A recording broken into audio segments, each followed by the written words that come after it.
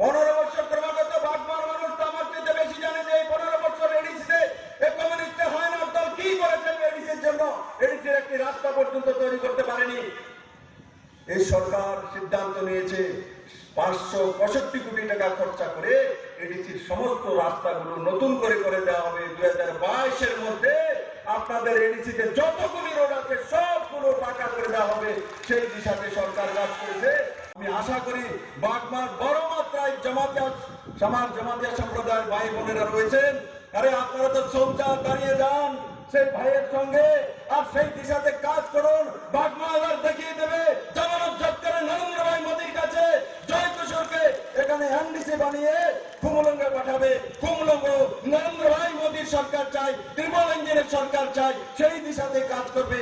আমি আবার বলবো হাত মুষ্টি করে উপরে পার্টি আইপিএফটির কাছে নিয়ে 60-এর মধ্যে 60 সিট নরেন্দ্র ভাই মোদীর কাছে দেব।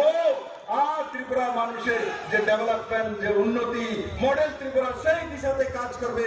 আমি আশা করি এই বড় মাত্রায় যে আমার বোনেরা এসছেন আজকে ময়দান থেকে বেরিয়ে 6 তারিখ পর্যন্ত আমাদের যে ক্যান্ডিডেট যে জয় কিশোর জমা দেওয়ার জন্য প্রত্যেকটি প্রান্তে প্রত্যেকটি ভোটে মায়েরা দুর্গা রূপ ধারণ করে দাঁড়িয়ে যাবে যে জয় কিশোরকে জিতাতে হবে। এবং বাকি সব যে ক্যান্ডিডেট রয়েছে তাদেরকে হারানো নয়, কি করতে হবে? হারানো নয়, জামানত জব্দ করতে হবে। জামানত জব্দ করতে হবে। 15 বছর ক্রমাগত এডিসিতে কমিউনিস্ট সরকার রয়েছে। 15 বছর ক্রমাগত বাগমার মানুষ তো আমার চেয়ে বেশি জানে যে এই 15 বছর এডিসিতে কমিউনিস্ট হয় না দল কি করেছে এডিসির জন্য। এডিসির একটি রাস্তা পর্যন্ত তৈরি করতে পারেনি।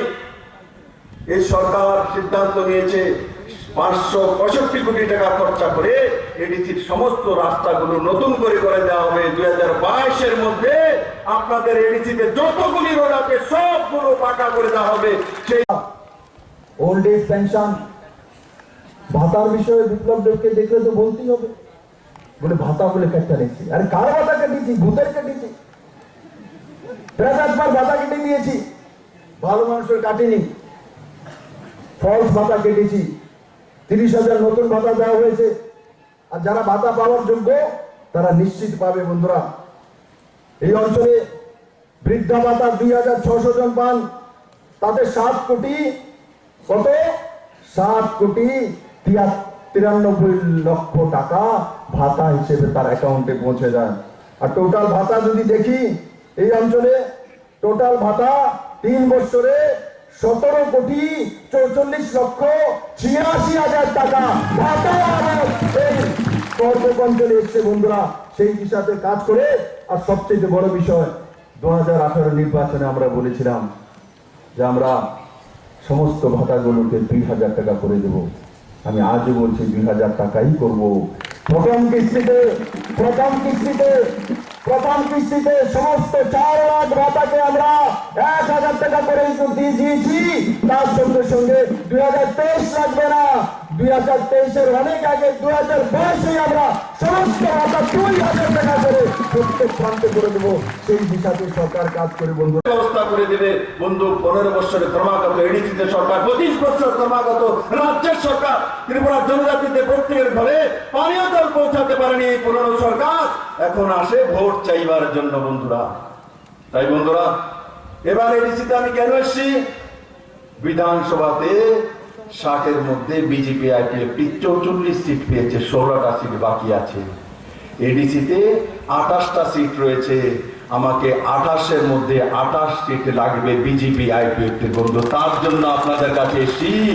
28-এর মধ্যে 28 সিট এডিসি থেকে প্রথম সিপিএম কে তুলে মনে বিনাশ করে বিদায় করতে হবে। তারপর 2023-এ এই 16 সিটে ভারতীয় জনতা পার্টি আইপিএফটির কাছে নিয়ে 60-এর মধ্যে 60 সিট নরেন্দ্র ভাই মোদীর কাছে দেব। আর ত্রিপুরা মানুষের যে ডেভেলপমেন্ট, যে উন্নতি, মডেল ত্রিপুরা সেই দিশাতে কাজ করবে। আমি আশা করি এই বড় মাত্রায় যে আমার বোনেরা এসছেন আজকে ময়দান থেকে বেরিয়ে 6 তারিখ পর্যন্ত আমাদের যে ক্যান্ডিডেট যে জয় কিশোর জমা দেওয়ার জন্য প্রত্যেকটি প্রান্তে প্রত্যেকটি বুথে মায়েরা দুর্গার উচ্চারণ করে দাঁড়িয়ে যাবে যে জয় কিশোরকে জিতাতে হবে, এবং বাকি সব যে ক্যান্ডিডেট রয়েছে তাদেরকে হারানো নয়, কি করতে হবে? হারানো নয়, জামানত জব্দ করতে হবে, জামানত জব্দ করতে হবে। বাকি যারা রয়েছে নরেন্দ্র ভাই মোদীর নাম নিয়ে জামানত জব্দ করে, আমি আশা করি বাগমার বড় মাত্রায় জমাতিয়া সম্প্রদায়ের ভাই বোনেরা রয়েছেন, আরে আপনারা তো সোলজার দাঁড়িয়ে যান সেই ভাইয়ের সঙ্গে আর সেই দিশাতে কাজ করুন। বাগমা এবার দেখিয়ে দেবে জামানত জব্দ করে নরেন্দ্র ভাই মোদীর কাছে জয় কিশোরকে এখানে এমডিসি বানিয়ে কুমুলঙ্গে পাঠাবে। কুমুলঙ্গ নরেন্দ্র ভাই মোদীর সরকার চাই, ট্রিপল ইঞ্জিনের সরকার চাই, সেই দিশাতে কাজ করবে।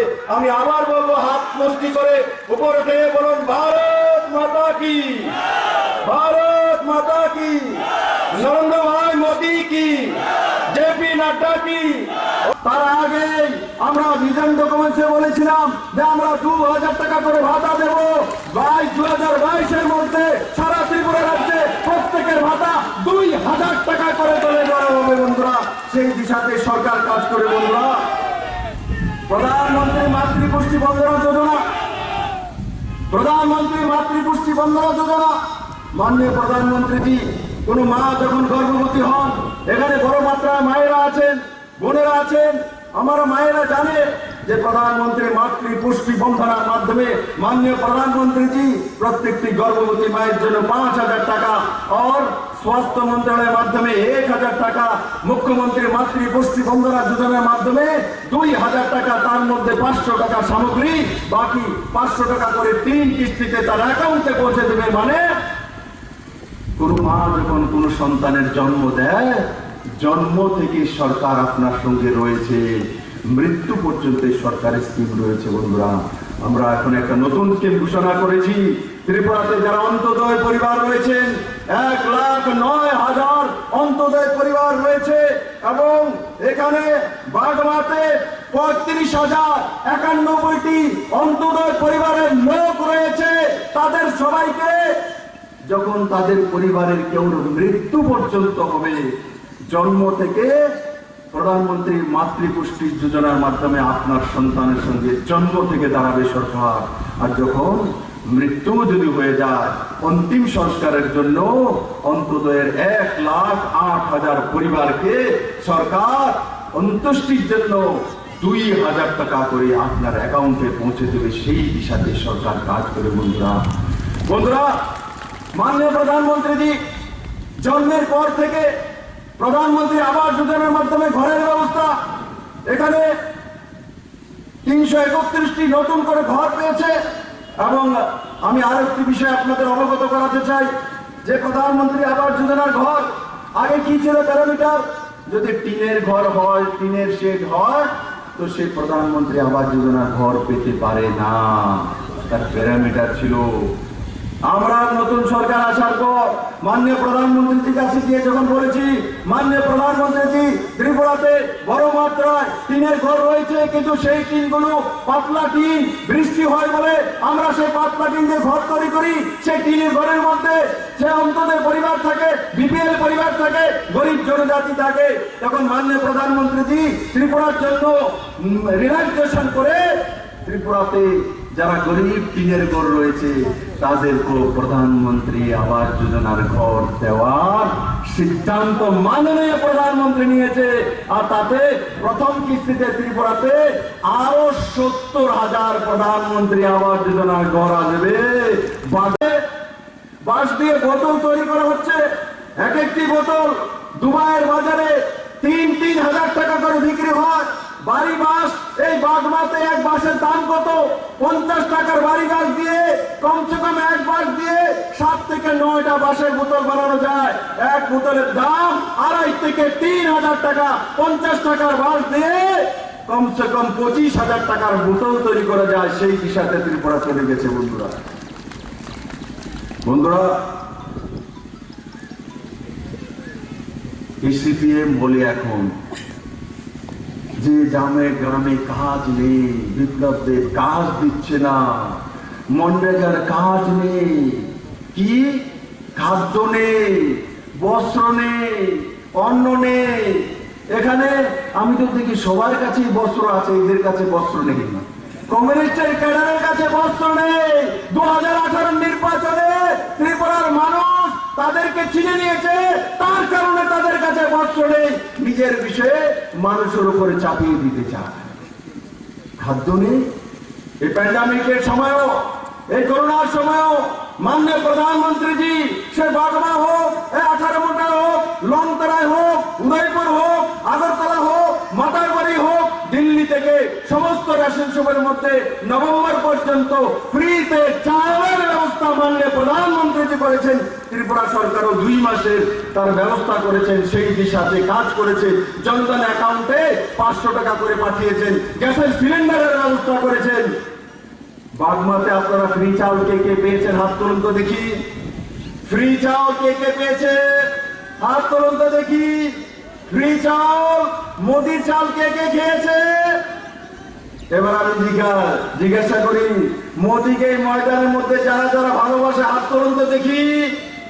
মোদিকে কে কে ভালোবাসে? সবাই ভালোবাসে। বিপ্লব দেবের জন্য কোনো জায়গা আছে কি? বিপ্লব দেবকে কে কে ভালোবাসে এখানে? বন্ধুরা, আমি আপনাদেরকে আজকে বলবো কেন বলে খাদ্য নেই, বস্ত্র নেই। কি কারণ? আসলে খাদ্য নেই, বস্ত্র নেই কার নেই? কমিউনিস্টের ক্যাডারদের নেই। কমিউনিস্টের ক্যাডারদের নেই।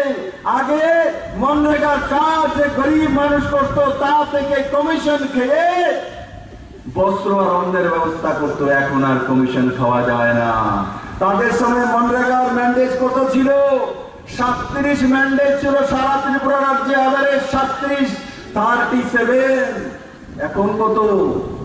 এডিসি এরিয়াতে মনরেগার ম্যান্ডেজ কত আছে? 82 ডেজ, 82 দিন আসে। 82 ম্যান্ডেজ, 82টি ম্যান্ডেজ। তাদের সময় 37 ম্যান্ডেজ ছিল, আমাদের সময় এডিসিতে 82 ম্যান্ডেজ হয়েছে। অ্যাসপিরেশনাল ব্লকে 96 ম্যান্ডেজ হয়েছে। এই সরকার, ভারতীয় জনতা পার্টি আইপিএফটি সরকার, সেই দিশাতে কাজ করে।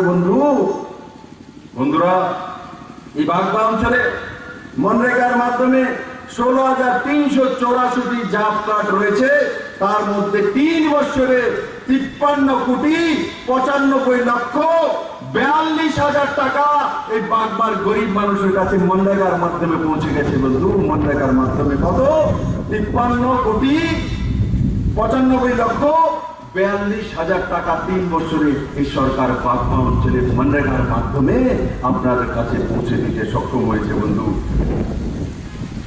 বন্ধুরা, ওল্ড এজ পেনশন এই অঞ্চলে 3,691 জন পেনশন পান।